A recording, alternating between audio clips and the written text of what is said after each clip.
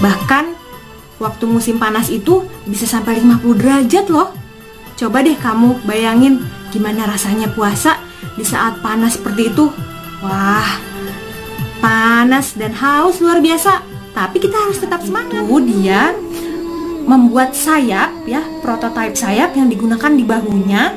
Kemudian dia lompat dari atap menara Masjid Cordoba dan terbang melayang selama 15 menit dengan sayapnya itu. Nah, beliaulah ya cikal bakal penemu pesawat modern yang kemudian kita gunakan sekarang saat ini. Setelah menulis buku Ceria Ramadan, Tante juga sempat terlibat di beberapa proyek lain.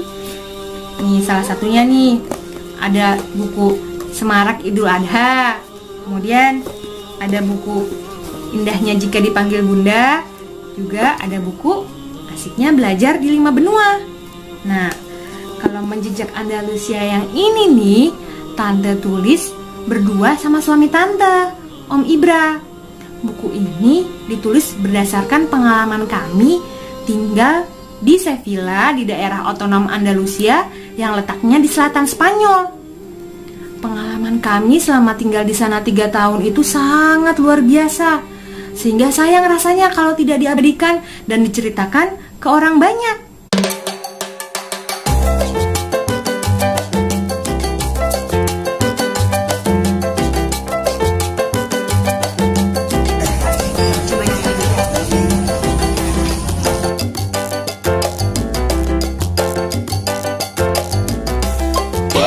Kursi aku dan adik. Nah, ini aku like, komen, dan share juga ya.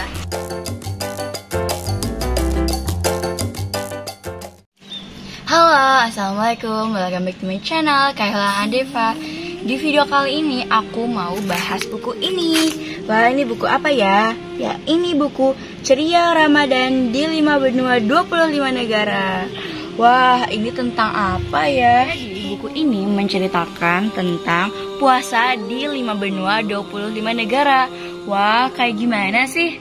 Nah, hari ini aku diberi kesempatan untuk berbincang-bincang langsung dengan salah satu penulis cerita di buku ini. Ya, hari ini aku mau berbincang-bincang dengan Tante Riana Garniati Rahayu. Tante Riana pernah tinggal di benua Eropa selama 8 tahun, salah satunya di negara Spanyol. Dan pengalaman puasanya di bulan suci Ramadan dituangkan di dalam buku ini. Yuk langsung aja yuk kita ngobrol sama Tante Riana. Halo, assalamualaikum Tante Riana, apa kabar? Waalaikumsalam Kaila. Alhamdulillah, kabar Tante baik. Mudah-mudahan Kaila juga baik ya. Semoga ibadah Kaila di bulan suci Ramadan ini juga dilancarkan. Semangat ya puasanya. Mudah-mudahan lancar terus. Oh ya, kan Tante salah satu penulis cerita di buku Ceria Ramadan di 5 benua 25 negara. Ceritain dong Tante pengalaman Tante nulis buku ini. Pengalaman nulis buku Ceria Ramadan? Wah, seru banget deh pengalamannya. Soalnya Tante nulis buku ini bareng sama teman-teman Tante yang tinggal di negara lain.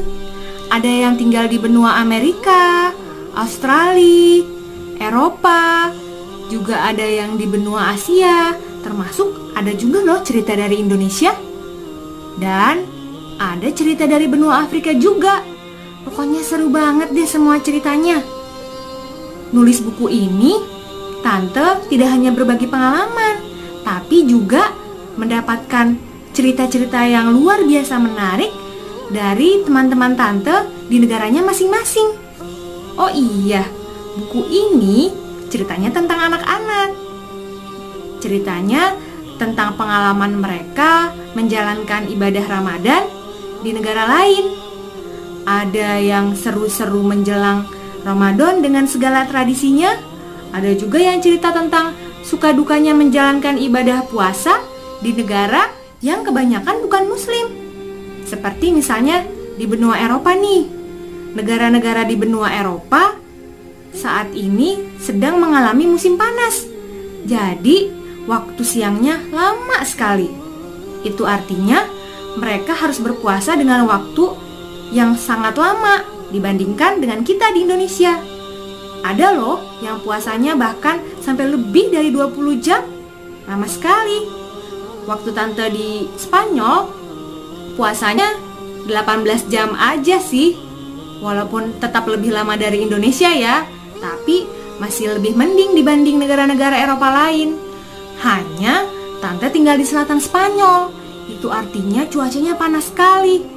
Bahkan waktu musim panas itu bisa sampai 50 derajat loh. Coba deh kamu bayangin gimana rasanya puasa di saat panas seperti itu. Wah, panas dan haus luar biasa. Tapi kita harus tetap semangat. Wah, menarik banget ya puasa di Spanyol. Kita yang puasa di Indonesia harus banyak-banyak bersyukur deh. Yang pertama, waktu puasa kita sama di Spanyol itu nggak sepanjang di Spanyol. Dan panasnya nggak sepanas di Spanyol. Wah, kita harus bersyukur banget sih. Dan harus tetap semangat menjalankan ibadah puasa. Selain buku ini kan Tante juga menulis buku lain ya. Kalau nggak salah judulnya itu Menjejak Andalusia. Ceritain dong Tante tentang buku Tante yang berjudul Menjejak Andalusia sedikit aja. Buku Menjejak Andalusia ini masuk ke dalam buku bestseller loh. Ada salah satu akun Instagram yang menulis kesannya setelah membaca buku Menjejak Andalusia ini. Beliau mengatakan, luar biasa, halaman demi halaman, kadang dibaca tanpa mampu menahan haru dan air mata. Dan juga ada akun lain yang mengatakan, setelah melihat foto Om Luis Ibrahim Hernandez, mantan model terkenal di Spanyol yang ada di Instagram Tante Riana. Begini kata beliau, oh ini Sang Amir, penasaran banget. Pas baca yang Amir, itu yang mana? Ternyata ini, hebat banget. Gimana dia mau meninggalkan gemerlap dunia model dan mengabdi ke masjid? Aku senang banget dengan kata-kata Tante Riana. Begini kata Tante Riana, saya selalu percaya bahwa dimanapun kita berpijak di buminya, maka disitulah Allah akan menurunkan rahmatnya. Karena bukan tanpa alasan Allah menempatkan kita di suatu tempat. Setelah menulis buku Ceria Ramadan, Tante juga sempat terlibat di beberapa proyek lain. Nih salah satunya nih, ada buku Semarak Idul Adha. Kemudian ada buku Indahnya Jika Dipanggil Bunda. Juga ada buku Asiknya Belajar di 5 Benua. Nah, kalau Menjejak Andalusia yang ini nih, Tante tulis berdua sama suami Tante, Om Ibra. Buku ini ditulis berdasarkan pengalaman kami tinggal di Sevilla di daerah otonom Andalusia yang letaknya di selatan Spanyol. Pengalaman kami selama tinggal di sana 3 tahun itu sangat luar biasa, sehingga sayang rasanya kalau tidak diabadikan dan diceritakan ke orang banyak. Nah, sekarang Tante cerita dikit ya tentang Andalusia. Andalusia itu adalah daerah otonom di Spanyol yang terletak di bagian selatannya. Tapi dulu Andalusia itu terdiri dari seluruh wilayah Spanyol, hampir seluruh wilayah Spanyol dan seluruh wilayah Portugal. Andalusia ini dikenal sebagai daerah peninggalan Islam yang sempat berjaya di masa lalu. Jadi ceritanya nih ya, waktu abad ke-8, tepatnya tahun 711, saat itu benua Eropa sedang dalam masa yang sangat gelap dan suram. Kemiskinan, penyakit yang banyak itu menjangkiti penduduk-penduduk di Eropa. Lalu kemudian masuklah itu Islam ke benua Eropa melalui Andalusia. Setelah itu Islam berkembang dengan sangat pesat dan membawa kegemilangan-kegemilangan yang tidak hanya membawa kejayaan di Spanyol tapi juga seluruh benua Eropa. Karena saat itu sekolah-sekolah, pendidikan, kampus-kampus itu sangat maju sekali. Yang bahkan orang-orang dari negara lain di Eropa semuanya datang ke Spanyol. Karena disinilah letak pusat ilmu pengetahuan yang sangat luar biasa. Peninggalan pengetahuan ini sangat luar biasa. Sampai-sampai kita masih menggunakannya sampai saat ini. Misalnya saja di bidang kedokteran. Banyak sekali kitab kedokteran yang ditulis oleh orang-orang yang dulu tinggal di Andalusia. Kemudian ada juga nih kisah tentang Abbas Ibnu Firnas. Abbas Ibnu Firnas ini dulu melakukan percobaan. Saat itu dia membuat sayap ya, prototipe sayap yang digunakan di bahunya. Kemudian dia lompat dari atap menara Masjid Cordoba dan terbang melayang selama 15 menit dengan sayapnya itu. Nah, beliaulah ya cikal bakal penemu pesawat modern yang kemudian kita gunakan sekarang saat ini. Beliaulah yang pertama bisa terbang di udara sampai selama 15 menit lamanya. Luar biasa kan? Dan itu terjadi berabad-abad yang lalu.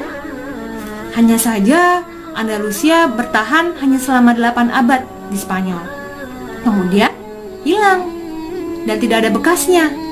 Lalu kemudian ketika Tante datang ke Spanyol, yang Tante lihat hanya peninggalan-peninggalannya saja. Peninggalan-peninggalan yang masih luar biasa. Termasuk diantaranya istana-istana yang megah sekali dengan segala teknologi yang sangat canggih, yang bahkan kalau masa sekarang pun kalau Tante pikir itu masih sangat canggih, dengan pengairan yang luar biasa ya, istana-istana yang sejuk tapi nggak pakai AC, istana-istana yang indah dengan detail ukiran yang luar biasa, Masya Allah. Itu adalah peninggalan masa Islam di Andalusia berabad-abad yang lalu. Nah, Tante pikir Andalusia hanya meninggalkan sejarah saja, tapi ternyata Tante salah.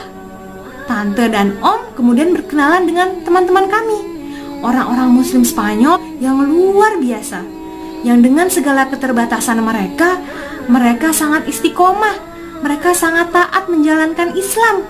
Ya, Tante ikut pengajian sama mereka, Tante ikut merayakan Ramadan bersama mereka, bahkan sampai ikut berlebaran di kampung mereka. Ada satu kampung yang isinya hampir semuanya orang Islam. Mereka membangun masjid sendiri dengan tidak hanya dengan uang mereka sendiri, tapi juga dengan tenaga mereka sendiri. Mereka membangun dari tanah yang mereka usahakan sendiri, dari batu yang mereka angkut sendiri, dari bata yang mereka susun sendiri. Masya Allah, itu sangat luar biasa. Tante mendapatkan pelajaran yang sangat-sangat berarti di sana. Itu semua Tante tuangkan dalam pengalaman Tante di sini, di buku Menjejak. Mana ya bukunya tadi? Nah, ini buku Menjejak Andalusia yang ini. Ya. Jadi buku ini tidak hanya menceritakan tentang kisah pengalaman kami melihat peninggalan kejayaan Islam di sana saja, tapi juga kami melihat sendiri bagaimana Islam itu sekarang mulai muncul lagi. Walaupun masih berupa benih-benih ya, masih berupa tunas-tunas, ibaratnya kalau misalnya tanaman itu masih bertunas, tapi sebentar lagi insya Allah sudah mulai berbunga. Karena mereka ini sangat luar biasa ya. Muslim-muslim Spanyol ini kalau Tante bilang beda sama muslim-muslim Eropa yang lain, karena mereka belajar sendiri. Mereka muslim yang orang Spanyol asli ya. Karena kebanyakan di Eropa itu saat ini muslimnya pendatang. Tapi kalau di Spanyol, muslimnya sendiri itu bergerak sendiri dan mereka sangat kompak ya. Sangat taat beribadah dan menjalankan kehidupan sebagaimana masyarakat Spanyol lainnya dengan sangat baik. Nah, inilah yang Tante jadikan pelajaran, yang Om jadikan pelajaran dan dituangkan di buku ini. Mudah-mudahan teman-teman mungkin bisa bilang nanti sama papanya sama mamanya, karena kalau buku ini Tante tulis untuk dibaca sama orang dewasa, walaupun untuk anak-anak yang SD yang agak besar, SMP juga udah bisa nih baca buku ini ya. Insya Allah ada pengalaman-pengalaman dan kisah-kisah dengan penuh hikmah yang bisa didapat dari buku ini.